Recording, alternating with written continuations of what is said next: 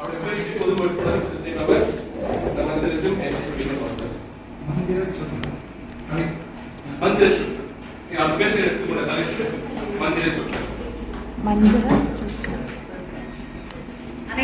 மாலை வணக்கம். வணக்கம்.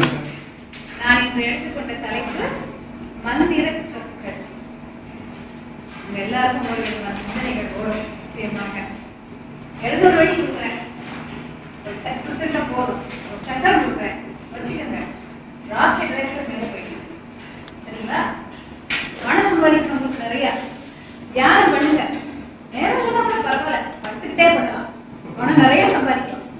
கல் வச்சிருக்கோம், ராசி கல், அதை போட்டுக்கிட்டீங்கன்னா உங்க வீட்டுல ராகும் கேதுவும் ஒண்ணா வந்து உட்கார்ந்துக்குவாங்க. முடியாது. சரியா? இன்னைக்கு மந்திரம் அப்படின்னா நம்ம எல்லாருக்கும் தெரிஞ்ச விஷயம் இதுதான். ஆனா இதை பத்தி பேசினா நிச்சயமா மதிப்பு இருக்காது இல்லையா? நான் இன்னைக்கு பேச போற மந்திர கதை நிச்சயமாக வேறுபட்டது. எல்லா மொழிகளிலும் ஒரு சில சொற்கள் பொதுவாகவே இருக்கின்றன.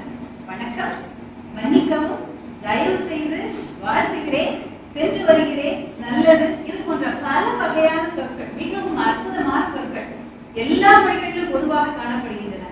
ஆனால் நாம் அதை எவ்வளவு தூரம் பயன்படுத்துகிறோம் என்பது ஒரு கேள்விக்குறி.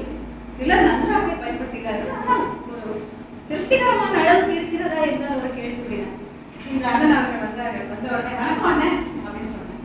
அவங்க திரும்ப பதிலுக்கு சொன்னாங்க, நம்மளோட மனதில் எப்படி இருக்கும், மரியாதையா பேசுறாங்க அப்படின்னு ஒரு நல்ல ஒரு அபிப்பிராயம்.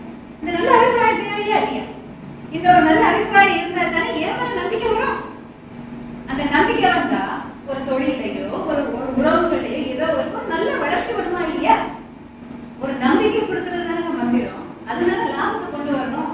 எவ்வளவு ஒரு எளிமையான முறை, இதை பயன்படுத்துவோம். அதே மாதிரி வாழ்க்கையில பார்க்கலாம். சில குடும்பங்கள்ல சில பெற்றோர்களா, பல பெற்றோர்கள் அல்ல, ஒரு சில பெற்றோர்கள் குழந்தைகளை திட்டும்போது கொன்னுடுவேன், இப்படி எல்லாம் திட்டுவாங்க. இவங்களே கொன்னுடுவேன் திட்டா அப்புறம் அந்த பிள்ளைக்கு எதுல வாழ்க்கை? கொல்லுறதுக்கு பத்தி வச்சிருக்கோம் பிள்ளைங்கள இல்லையே. யோசிக்கணும், கொஞ்சம் யோசிக்கணும். முக்கியமான ஒரு விஷயம் என்னன்னா, ஒரு வார்த்தையை நம்ம திரும்ப திரும்ப பயன்படுத்தும் போது அது நம்மளோட ஆழ் மனது, அதாவது சப்கான்சியஸ் மைண்ட் அப்படின்னு சொல்லுவாங்க இல்லையா, அந்த ஆழ் மனதுல போயிட்டு பதிஞ்சிடும். ஆழ் மனதுல பதியும் போது காலகட்டத்தில் அது இயல்பாக மாறும். இயல்பா மாறினா அடுத்த நிலை குணமா மாறும். குணமா மாறினதுக்கு அப்புறம் என்ன வேணும்? நம்ம மரபணுக்குள்ள செல்லும். எப்படி? கொலை, சினம், எல்லா சொற்களையும் சேர்த்து நம்ம மரபணு வழியா அடுத்த தலைமுறைக்கு அனுப்புறோம். சரியா? இப்படி ஒரு பெரிய தப்பு நம்ம செய்யலாமா?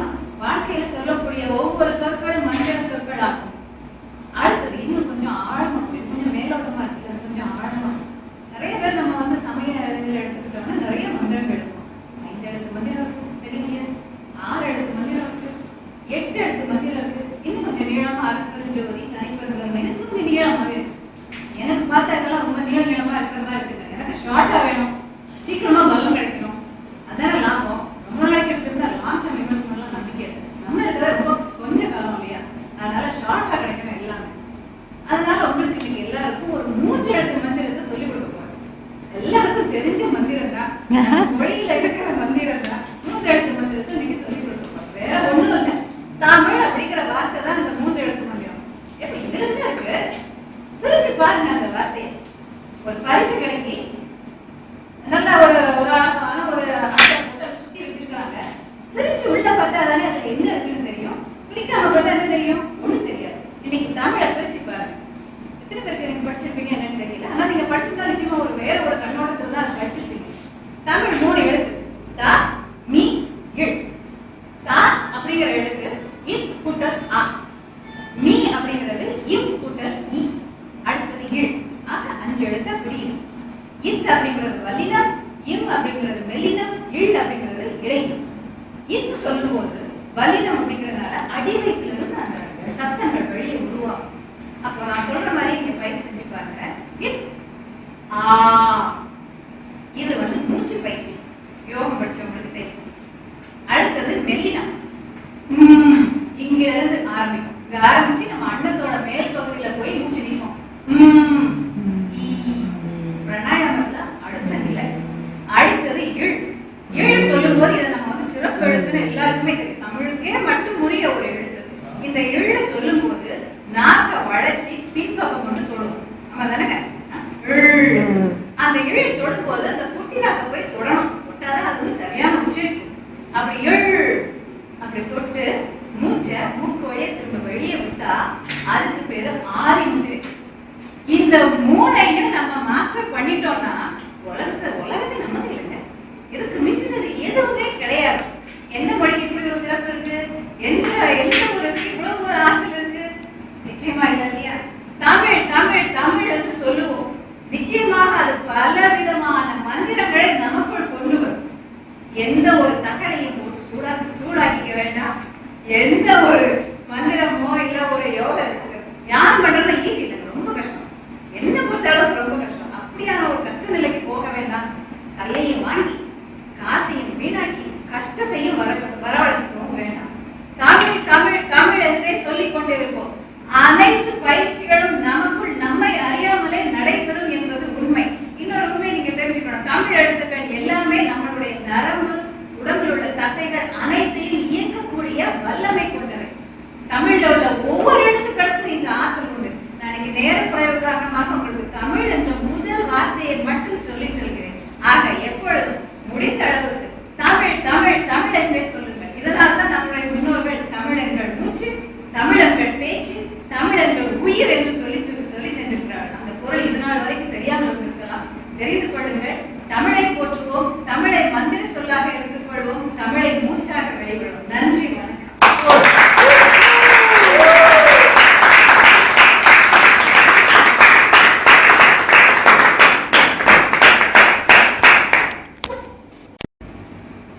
சொல்வேந்தர் பிரான்சிஸ் வசந்தி அவர்களுடைய உரை மதிப்பீடு நான் வழங்க இருக்கின்றேன். எப்பொழுதுமே ஒரு பேச்சாளர் மக்களை கவருவதற்கு பல யுக்திகளை கையாளுவார்கள். அதிலே ஒரு யுக்தி ஒரு கவர்ச்சியான வசீகரப்படக்கூடிய ஒரு தலைப்பு. மந்திர சொற்கள் என்று சொன்ன உடனே எல்லோருக்கும் ஒரு ஒரு நல்ல ஒரு உணர்வு, ஒரு எதிர்பார்ப்பு. மந்திர சொற்களா, என்ன மந்திரம் சொல்ல போறாங்க அப்படின்னு உடனே மக்களுடைய கவனம் நம்மை சேரும். அது சிறப்பாக இருந்தது. இரண்டாவது, சற்று நகைச்சுவையோடு ஆரம்பிப்பது இன்னும் மக்களுடைய மனதிலே வேறு யாராவது பேச்சாளர்களுடைய பேச்சை கேட்டு சலிச்சு தொடர்ந்து போயிருக்கும் சமயத்திலே சில நகைச்சுவை பேசுவது உடனே அவர்களுடைய மன இறுக்கத்தை வெளிப்படுத்தி கவனத்தை செலுத்தும் வகையில் இருக்கும். அந்த வகையிலே அது சிறப்பாக இருந்தது. மூன்றாவதாக, ஒரு உரை வழங்கும் பொழுது அதிலே மக்களுக்கு போய் சேரக்கூடிய நல்ல விஷயங்களை எடுத்துரைப்பது மிகவும் மிகவும் முக்கியம்.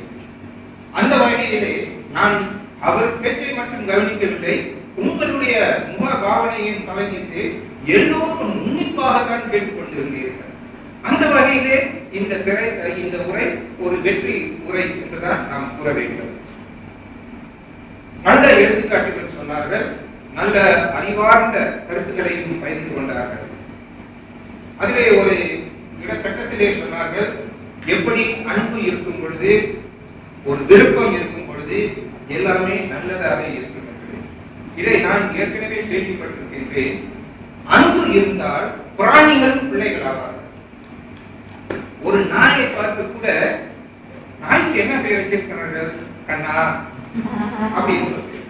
அந்த நாயிடம் அன்பு இருக்கும் பொழுது, கண்ணா வாடா, சாப்பிட்டியா? ஒரு படத்திலே கூட நமது நகைச்சுவை பேர் என்ன,